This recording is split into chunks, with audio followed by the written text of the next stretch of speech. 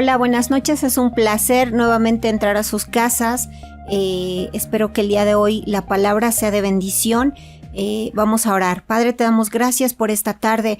Oramos para que tu sabiduría, tu gloria, tu poder llegue sobre este lugar, sobre los hogares de mis hermanos, y que llene sus hogares de sabiduría, de conocimiento que venga del cielo, mi Señor, y que en todo esto siempre tú seas el que se lleva la gloria, la honra por los siglos de los siglos. Amén.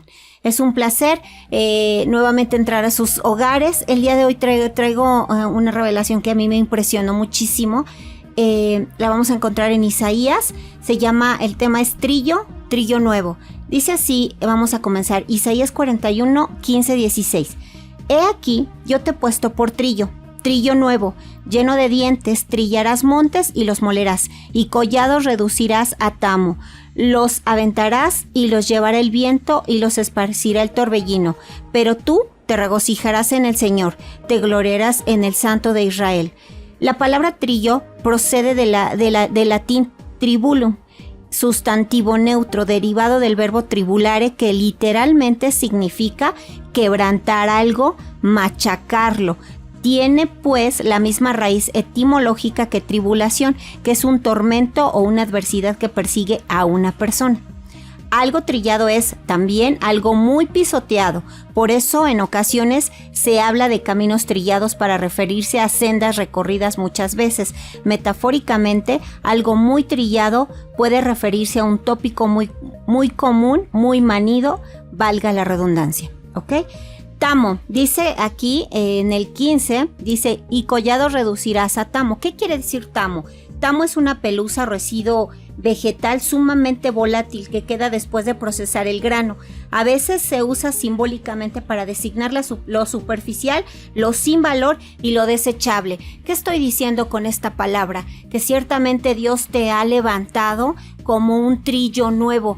¿Qué era un trillo nuevo? Eran unas tablas que tenían unos dientes y ciertamente pasaba el grano y entonces lo trillabas. Ajá. Entonces, ¿qué quiero decir con esto? Que Dios realmente te está levantando como ese trillo nuevo. Pero hay que tener mucho cuidado aquí cuando dice que tú ciertamente habla, y si somos muy estrictos, habla de juzgar, habla de que tienes autoridad. Dice aquí que es un tormento, una adversidad que persigue a una persona. Literalmente vas a ser el tormento de las personas. Y ya te lo explicaré por qué. Y ya realmente la palabra de Dios se va a encargar de que esas dudas se despejen. ¿Por qué? Porque voy a ser el tormento de otras personas. Porque voy a quebrantar algo. ¿Por qué voy a machacarlo? ¿Por qué? ¿Por qué? Fíjense que aquí hay una línea bien delgada, y a veces tendemos a tergiversar lo que realmente la palabra de Dios quiere decir.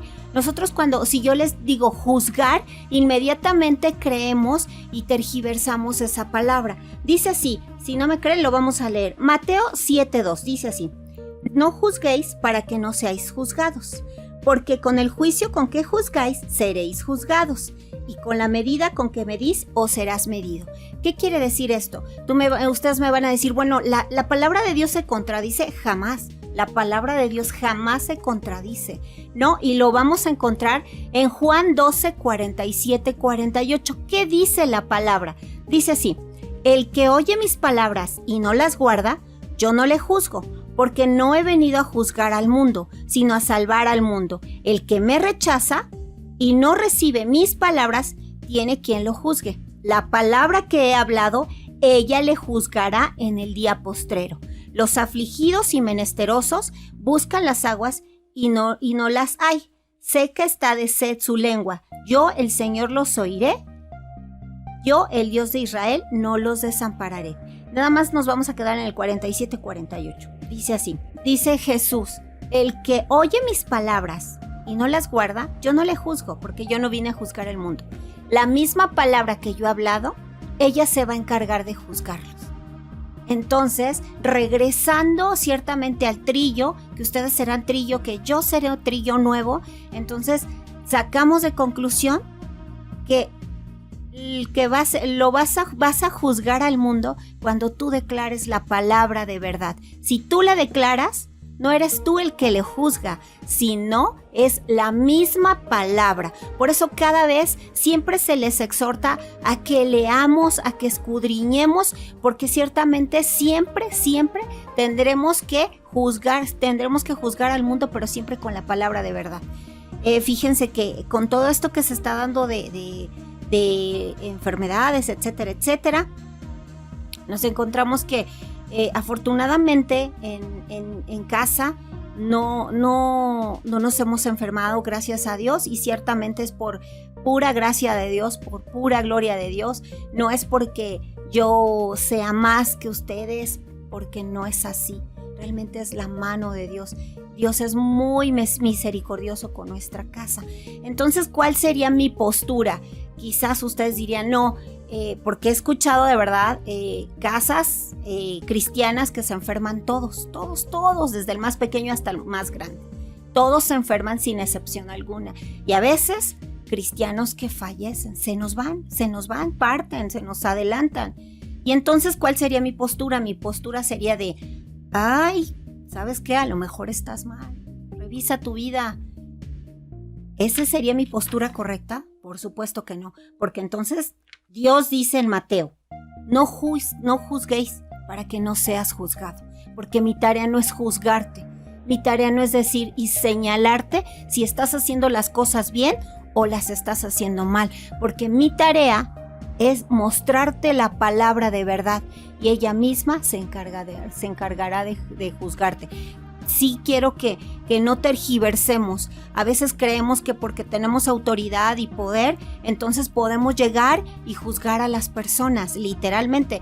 Y ya no es juzgar, es criticar. Y a veces tergiversamos esa palabra de juzgar a tergiversar. La tergiversamos y nos ponemos a criticar.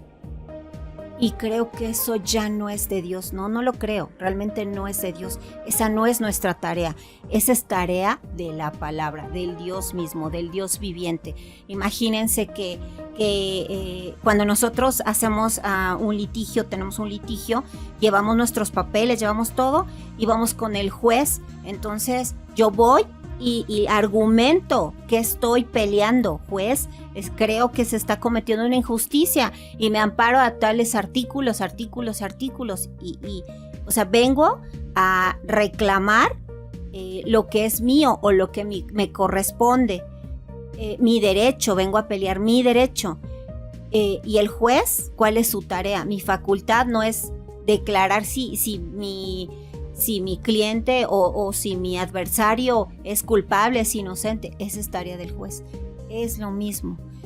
Dios, su tarea es juzgar.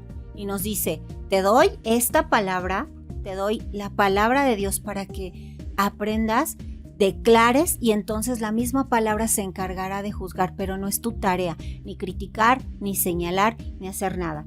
Ajá. ¿Qué dice más adelante? Isaías 41:17 dice así: los afligidos y menesterosos buscan las aguas y no las hay, seca está su lengua. Yo, el Señor, los oiré, yo, el Dios de Israel, no los desampararé. Estamos hablando, afligido quiere decir, se forma la palabra aflicción, la cual proviene del latín afflictio, que quiere decir sufrimiento. Quiere decir que los hijos del Altísimo sufren. Y sufren penalidades, sufren adversidades. O sea, no quiere decir que los hijos del Altísimo nunca van a sufrir. Entonces aquí hay una palabra en la cual nos amparamos y decimos, si yo estoy enfermo, no es porque realmente sea un pecador sin vergüenza que merece todo lo mal del mundo. No, porque también Dios utiliza esas vías para que tú crezcas, madures y seas una mejor persona. Pero es Dios el que está actuando, no ciertamente porque tú seas muy pecador y te lo merezcas y seas lo peor del mundo. Ajá. Y dice, y menesteroso es falto, es necesitado, que carece de una cosa o de muchas cosas. es eso, ¿se dan cuenta? Aquí estamos hablando en Isaías, habla de dos palabras muy importantes, afligidos y menesterosos. O sea, faltos de, y aquellos que sufren penalidades. Quizás sufres una enfermedad terminal, pero no quiere decir que porque seas un pecador sin vergüenza y no merezcas la gloria de Dios. Y entonces mi postura como hijo de Dios, que estoy sano, etcétera, no es señalarte y decir estás mal. Ve a revisar tu vida, ve y dobla rodilla y pide perdón y quizás estés muy mal en tu vida, porque esa no es mi tarea, nuevamente lo repito. Ese es un error que generalmente cometemos los hijos de Dios. A veces, a veces perdemos el piso y a veces nos creemos tan santos que a veces creemos que tenemos el poder y la autoridad para ir juzgando a medio mundo. Tu tarea es declarar la verdad y ya esa verdad se encargará de juzgar a las almas. No tú. Lucas 18:7 dice lo siguiente: ¿y acaso Dios no hará justicia a sus escogidos, que claman a Él día y noche? ¿Se tardará en responderles? Os digo que pronto les hará justicia, pero cuando venga el Hijo del Hombre hallará fe en la tierra. ¿De qué hablamos? En Isaías dice que yo, el Señor, los oiré. Yo, el Dios de Israel, no los desampararé. Quiere decir que cuando tú estás en aflicción, lo que tienes que hacer, la postura que tienes que hacer, como lo dice Lucas 18:7, tienes que clamar al Señor. Y entonces dice, ¿acaso Dios no hará justicia a sus escogidos que claman de día y de noche? Si tienes aflicción, si estás pasando por algo difícil, entonces, ¿cuál es tu postura? Tu postura es que tienes que clamar al Rey de Israel, a Elohim, al Altísimo. Clama, dobla tu rodilla para que Él escuche y te haga justicia. Y aquí para terminar, porque Dios te va a escuchar y hace milagros sobrenaturales. La charla pasada yo hablaba que a veces nosotros metemos tanto nuestro entendimiento que a veces no creemos en los milagros. A veces creemos que no existen. ¿Por qué? Porque queremos esforzarnos en entender, pero a veces las cosas del Señor no se entienden. A veces nadie tiene todas las respuestas. Entonces, dice Isaías 41 del 18 al 20, en las alturas abriré ríos y fuentes de en medio de los valles. Dice, en las alturas abriré ríos. Tú me puedes decir, lo vamos a leer con la mente del hombre, porque cuando nosotros queremos meter el entendimiento del hombre, entonces echamos a perder la palabra. Si no lo lees con el entendimiento del Espíritu Santo, entonces tu palabra se echa a perder. Aquí dice, en las alturas abrirá ríos. Bueno, tú me dices, bueno, pues va a llover, eso puede pasar, eso no es un milagro, no es algo pero dice Dios, y fuentes en medio de los valles. Fuentes en medio de los valles. Me puedes decir, pues también los mantos acuíferos, cuánto hemos visto que de rocas salen aguas, etcétera. Pero dice el Señor, si no me crees, abriré en el desierto estanques de aguas y manantiales de aguas en la tierra seca. Daré en el desierto cedros, acacias, arrayanes y olivos. Pondré en la soledad cipreses, pinos y bojes juntamente, para que vean y conozcan y adviertan y entiendan todos que la mano del Señor hace esto y que el Santo de Israel lo creó. Así es que si estás pasando tribulación, si estás en el otro lado, entonces no juzgues. Siempre escucha, y solo declara verdad. Esa es tu tarea, esa es mi tarea.